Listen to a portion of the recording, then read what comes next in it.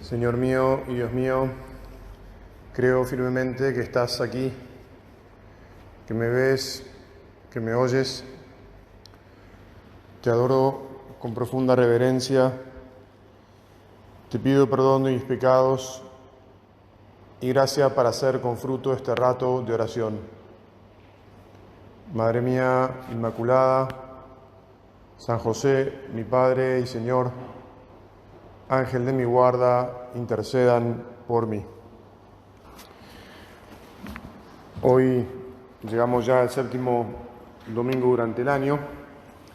Se acerca el momento en que comenzaremos la Cuaresma. Y la liturgia del día nos presenta el tema más exigente del encuentro con Jesús. En definitiva, nos presenta la esencia última de Dios en cuanto a su manera de relacionarse con nosotros. Porque Jesús es Dios, porque Jesús es quien viene a revelarnos máximamente la esencia divina, y si este es el tema más exigente, pues entonces es el tema que más lo define, el más propio, el último, en cuanto a su encuentro o su relación con nosotros. Y es el tema del amor a los enemigos. La verdad es que es una audacia muy grande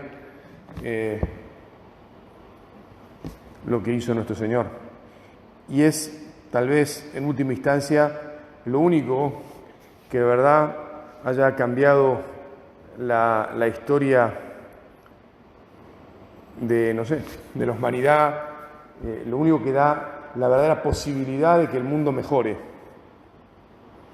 No sé si les ha pasado a ustedes que hay personas, no pocas, que están convencidas de que en el fondo las religiones son todo lo mismo. Y además te dicen, mirá, todas las religiones te piden que no mates, que no robes, que no adulteres. Entonces al final es todo lo mismo. Bueno, no sé yo, pero estoy convencido de que no hay ninguna que te diga ama a tus enemigos.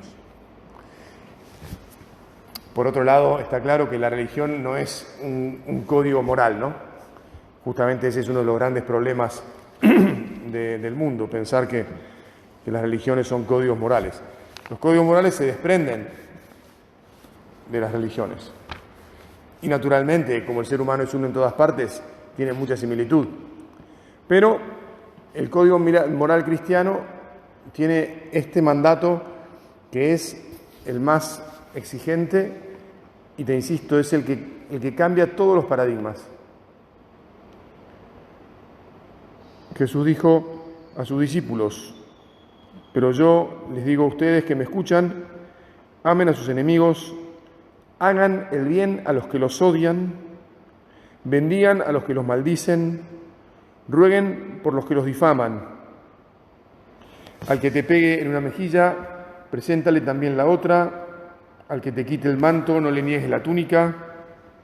Dale todo al que te pida, y al que tome lo tuyo, no se lo reclames. Estamos todos locos. Estamos todos locos.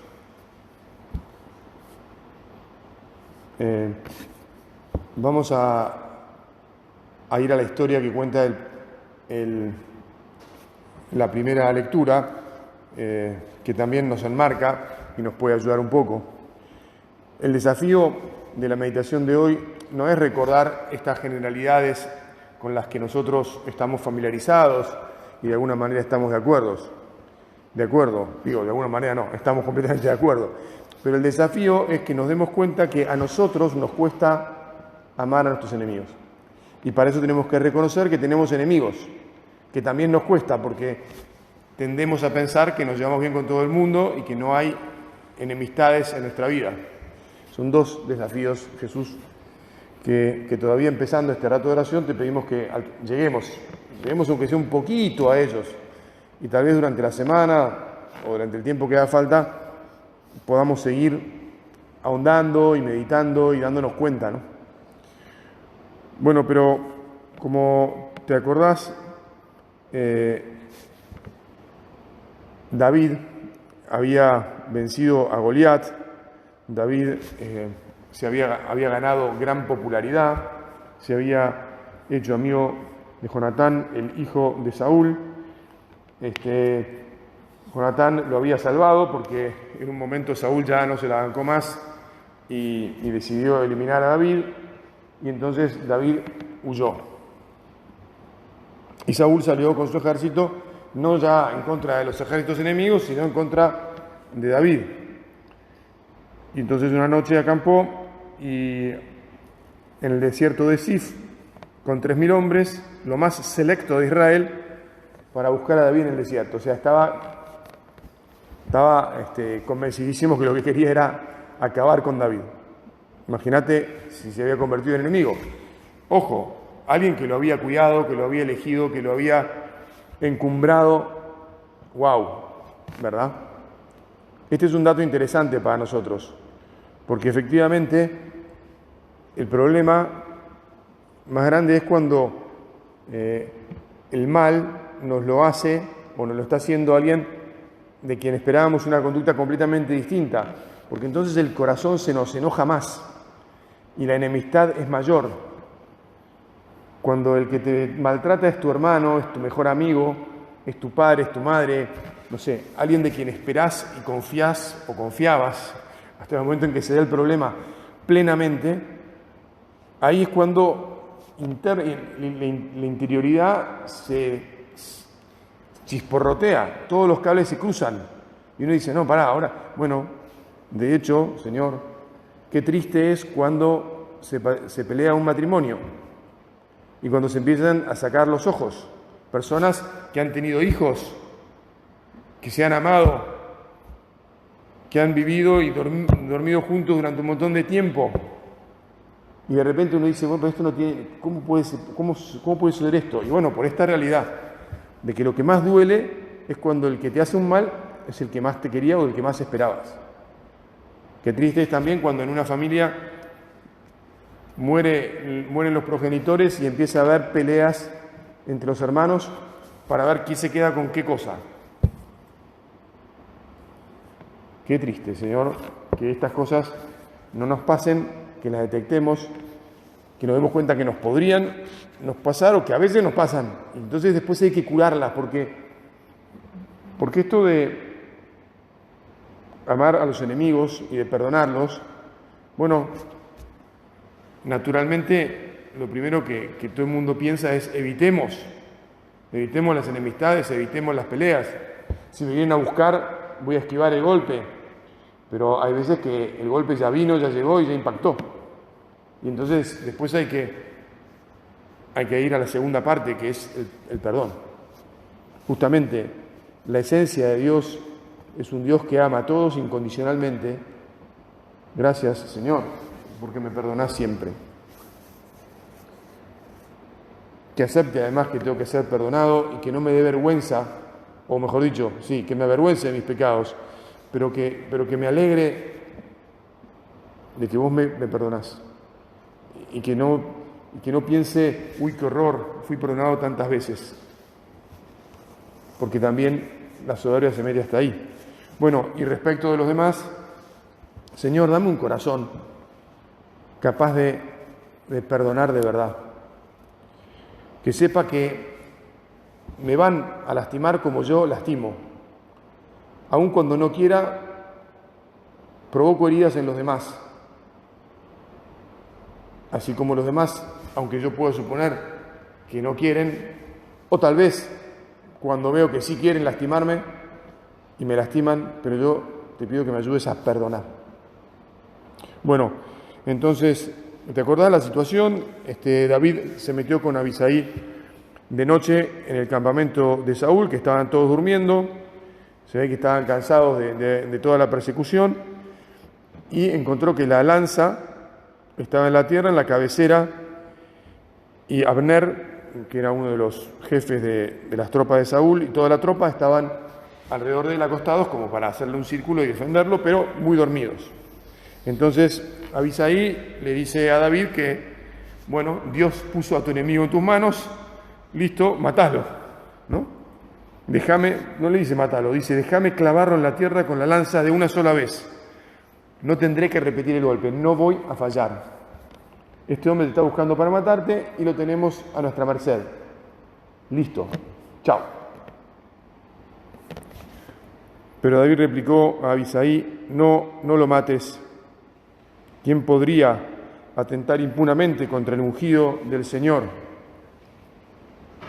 Bueno, ya sabés que entonces se fueron con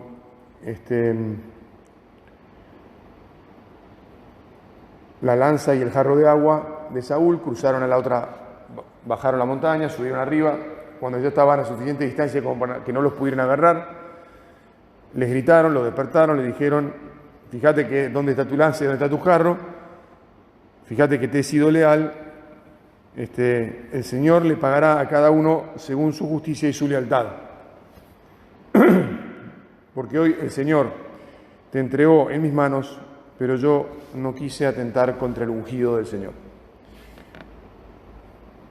Jesús, te pedimos entonces que nosotros no queramos atentar nunca contra nadie, porque en última instancia todos somos hijos tuyos, que mucho menos quiera atentar contra alguien cercano. O sea, que tenga un corazón misericordioso para con toda la humanidad, que no juzgue ni siquiera a los que evidentemente hacen el mal, ¿no? Los que emprenden guerras o los que con violencia pretenden apoderarse de lo que no es suyo, o que matan, o que lo que sea. Pero además de tener ese corazón compasivo, que rece por la paz, que rece para que los seres humanos nos respetemos, que también cuando yo viva, es decir, en mi vida, que esté siempre listo a perdonar, Señor. No hay cosa más fuerte, como sabemos. Jesús, desde la cruz, dice, Padre, perdónales, porque no saben lo que hacen. Jesús, cuando nos enseña a dirigirnos al Padre, nos dice que pongamos como condición del perdón que pedimos, el perdón que damos. O sea, realmente este tema es el tema que marca quién es Dios. Dios perdona. Recordemos que el Papa Francisco, al año siguiente de su elección como sumo pontífice, llamó a un año de la misericordia. Y este año, casualmente, estamos en otro jubileo. Los jubileos son años de misericordia. Años en los que todos somos invitados a perdonar y a reconciliarnos. Bueno, cuando me encontré con este tema y pensé, bueno, ¿de qué voy a hablar? Me acordé de esta expresión que decía nuestro Padre, yo no he tenido que aprender a perdonar porque el Señor me ha enseñado a querer. Entonces dije, bueno, a ver qué hay alrededor de esto. ¿Dónde lo puedo encontrar? Escribí tal cual esa expresión y lo primero que me apareció en la red, qué tremendo que es, ¿no? Gracias, Señor, por la tecnología, porque uno no es que tiene que empezar a buscar libros, dónde está, acordarse, sino que ¡pluc!, aparece ahí nomás, tal cual la frase, ¿no? Entonces, aparecía la frase en 2 artículos de la revista Romana del año 2011, en el número 53 y 54, hay 2 estudios, o un estudio en 2 partes, primera y segunda parte, que se llama San José María Escrivá, Maestro del Perdón. En la primera parte se hace toda una profundización, al principio, de justamente de este tema del perdón, desde el punto de vista más bien teórico, profundiza, está muy rico. Les sugiero, si quieren, que lo busquen y les pueda ayudar para, bueno, profundizar, meditar, enseñar, lo que sea, ¿no? Naturalmente, no voy a meterme en toda esa parte teórica. En una de las notas,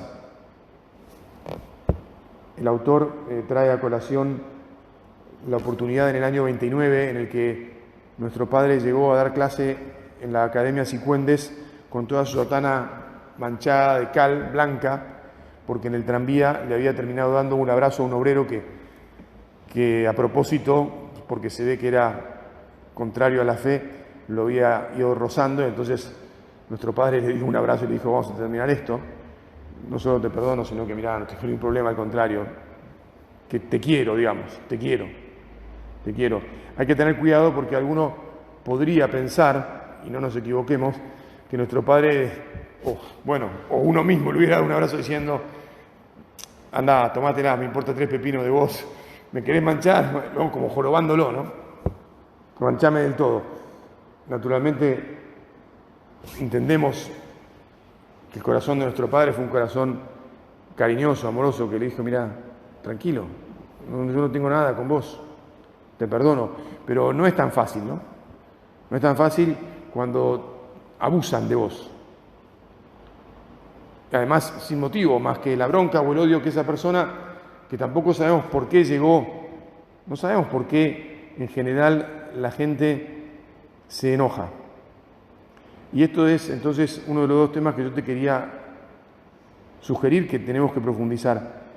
No sabemos muchas veces porque en general no hacemos las cosas a propósito nosotros, ¿no? Para molestar a los demás, pero lo molestamos. Y entonces aquel hombre, como las personas que viven con nosotros, los hermanos nuestros en primer lugar, o sea, porque a quién uno más molesta, a quién más lastima, a quién más daña, no a punto, pienso, de convertirse en enemigo, ¿no? Pero ojo, que puede suceder, que puede suceder que alguien sienta enemistad por otra persona que está muy cerca, y aquellas personas que más cerca están. Porque a veces hay personas más sensibles, o hay veces hay personas que tienen una expectativa muy alta respecto de nosotros. A veces hay personas muy idealistas. Yo me encuentro entre estos, los muy idealistas. Y entonces, cuando la expectativa del ideal que uno tiene no se cumple, resulta que, perdón Señor, tiendo a juzgar al que no cumple las cosas como dijo que las iba a hacer. Y entonces, bueno, ahí hay que descubrir. Ahora yo te sugiero que pienses en tu corazón. ¿Cuánto interiormente le exigís y cuánto pones a algunas personas en el lugar del enemigo o del que aquel que no está cumpliendo las expectativas? Y que por lo tanto, de alguna manera, como ese obrero, ¿por qué el obrero se la agarraría con un pobre cura? Y bueno, porque en su familia alguien habría sufrido y el hombre había recibido un rechazo hacia lo religioso. Yo dudo que alguien en concreto lo haya maltratado, pero había algunas cosas que al obrero, ¿no?, lo ponían inconscientemente o conscientemente en el lugar del enemigo de los curas. Y por supuesto, nuestro padre no había hecho nada, solo estaba en el tranvía. Bueno, nosotros, te insisto, pidámosle la gracia al Señor, primero de ser cada vez más cuidadosos, de tener unas actitudes más positivas, más cariñosas, de darnos cuenta cómo son las personas, de ser más empáticos. El otro día, uno de los temas que salía alrededor de la unidad era la empatía, el empatizar mucho. Señor, que aprendamos a mirar mucho cómo son los demás para socorrerlos, para estar a la altura de lo que necesitan, de lo que piden. Aunque a veces pueda ser mucho, no importa, porque también nosotros en algunos aspectos de nuestra existencia seguramente exigimos mucho. Y después, también para darnos cuenta, bueno, que si la persona, aún sin querer nosotros herirla, la hemos herido, entonces que tenemos que pedir perdón y que por supuesto no tenemos que ofendernos nosotros porque el otro se haya ofendido, porque esa es una posibilidad más, y que tenemos que saber perdonar al revés, ¿no? Si estamos en el lugar de la víctima, porque se dan las dos cosas, el mandato del perdón a los enemigos nos pone a veces en el lugar del agresor y otras veces nos pone en el lugar de la víctima. La única manera, explica todo este artículo, ¿no? No lo pude leer todo porque es bastante, no es larguísimo, pero es un lindo artículo. Pero bueno, la única manera de resolver los problemas entre los seres humanos es ahondar a fondo y trabajar en el tema, en el perdón.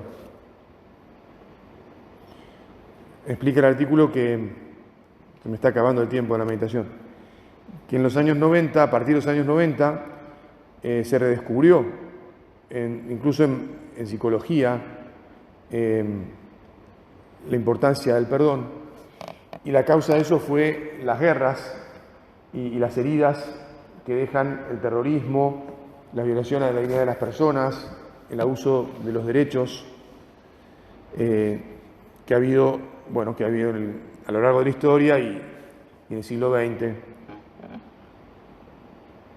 Incluso dice el artículo, cuando la violencia ya ha cesado, pero no todos los efectos han cesado.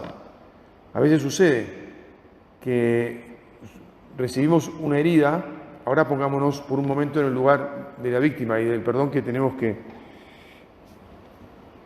dar. A veces, alguien nos lastimó y esa persona ya no está más en nuestro entorno, porque nos mudamos, porque, era un compañero de una compañera de facultad y terminaba la facultad, porque era un compañero de trabajo y cambiamos de trabajo, porque vivíamos en el mismo centro y cambiamos de centro. Pero los efectos siguen estando ahí. Nosotros tenemos memoria y entonces cada vez que ocurre algo o cada vez que alguien menciona o cada vez que X, se viene de vuelta a nuestra cabeza y a nuestro corazón la situación y la persona. Y entonces ahí estamos de vuelta, siempre ante el desafío de ¿perdono o condeno? ¿Me libero yo de esta herida y de las consecuencias de esta herida? ¿Le pido al Señor que me sane y suelto a esa persona y a ese daño? Que si no lo hago, y que no va a ser fácil hacerlo, y que puede llevar incluso toda una terapia. No hay que tener miedo,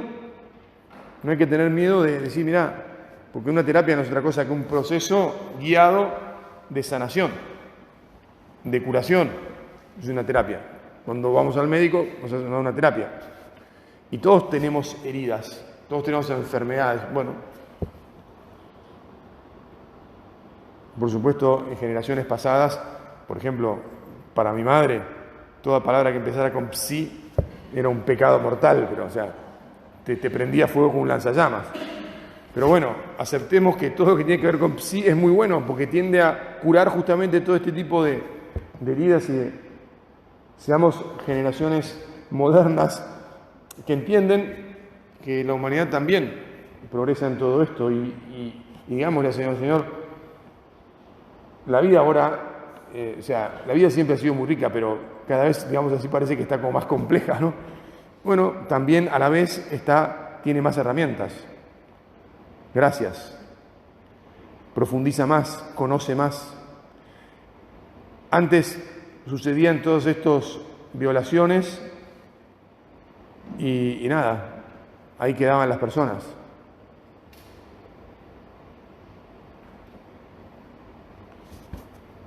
Para poder culminar, dice en el artículo, procesos realmente curativos, las respuestas tienen que incidir plenamente en el nivel más profundo de la persona, el mismo al que llegó la ofensa. Ese es el nivel de la dignidad radical de todo ser humano. Al estrato más íntimo no se llega solo con esas medidas que a menudo se centran más en el ofensor y en el orden social del Estado que en el ofendido. Y además, muchas veces son insuficientes para referirse a ofensas irreparables. ¿Cómo se llega ahí? Señor, se llega pidiéndote que nos enseñes a perdonar.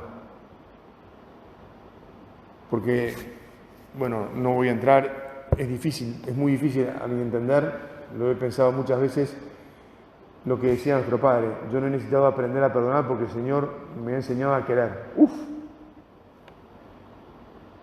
Señor, enséñame a querer y enséñame a perdonar. Señor, que aprendiendo a perdonar, entonces pueda de verdad sanar y liberarme de las lastimaduras que me han causado. Señor, que además pida perdón, porque yo he causado lastimaduras a muchos otros, y que trate de reparar en lo más profundo de los corazones de los demás. Que si descubro a alguien al que tengo que ir a decirle, che, mirá, te tengo que pedir perdón de esto y me gustaría hacer lo que haga falta para que estés bien, bueno, que nos atrevamos a hacerlo. No voy más que a mencionar, y con esto ya casi voy a terminar, los conceptos sobre los que tendríamos que trabajar, que los menciona ahí: reconocimiento, verdad, arrepentimiento, transformación personal, dignificación, curación del dolor, necesidad de liberación de la culpa o del deseo de venganza, bueno, etcétera, dice más cosas. Todo hasta que el corazón perdone. Volvamos a Jesús en la cruz y volvamos a la Virgen junto a la cruz. Jesús dice: Padre, perdónales porque no saben lo que hacen. La Virgen, seguro que al pie de la cruz, no estaba mirando a los soldados y a los fariseos y a los judíos, y no estaba pensando en los apóstoles que no estaban como Juan al lado de ella, como todos una manga de cobardes, de asesinos, de gente a la que lo que quería hacer era quemarlos vivos. La Virgen estaba mirando a su hijo y estaba como su hijo perdonando. Además, ella era la única que tenía en el corazón la realidad de lo que sucedía. Ese hijo era divino.